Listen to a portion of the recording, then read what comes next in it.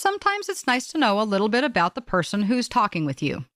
It could be because you want to be sure that they have the credentials to be telling you what to do and how to do it, or it could be because you're interested about how they got to be doing it and saying what they are saying. When it comes to SharePoint, it also helps, I think, if the person has some other types of experience beyond just the software skills. If you're interested in knowing a little bit more about me, Erin Olson, your author and presenter for these SharePoint 2013 videos, then listen on. I started providing computer training in 1994, which is roughly 20 years ago.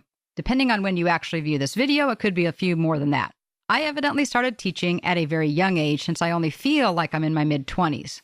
But that means I must have started teaching when I was about 4 or 5 or so. For those of you who have a hard time putting 1994 into context, it was about the same time Windows 3.11 came out, if that provides a little bit of perspective. I actually began teaching as an Access instructor, and I quickly expanded to teach all of the Office applications, even though it wasn't formally called Office yet, as well as graphics. I also did web design. I also taught financial software like QuickBooks, other database and reporting programs like Crystal Reports, and even soft skills and project management, business writing, effective presentations, and more.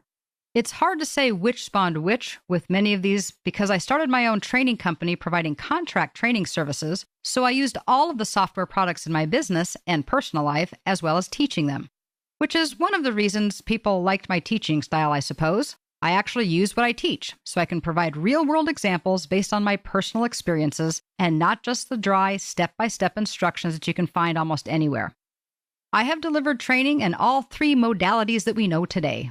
That includes instructor-led training, something known as computer-based training, CBT, which is also sometimes called video training, just-in-time training, and some people also call it virtual training. Although I like to think of virtual training as something different. That's actually where you're not in the same room as the instructor, but you're using technology still to have a live one-on-one conversation.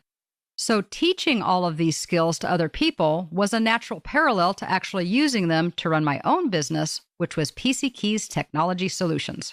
That's the company that I started back in 1994. After I had been training for many years, it seems, I decided to formalize my education as it related to technology. Until that point, I was actually all self-taught. So I went back to college and earned a bachelor's degree in IT and then a master's degree in education with an emphasis in instructional design and technology. I always loved being a student, so even though I did these 2 degrees back to back with literally only the weekend between finishing one and starting the other, I loved the 3 years that I invested to earn them. So I guess my unique delivery and approach to training has worked.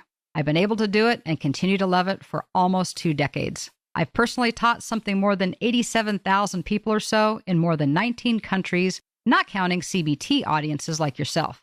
I have always said it doesn't matter whether I think a class went well, it's only the opinion of my students that really matters.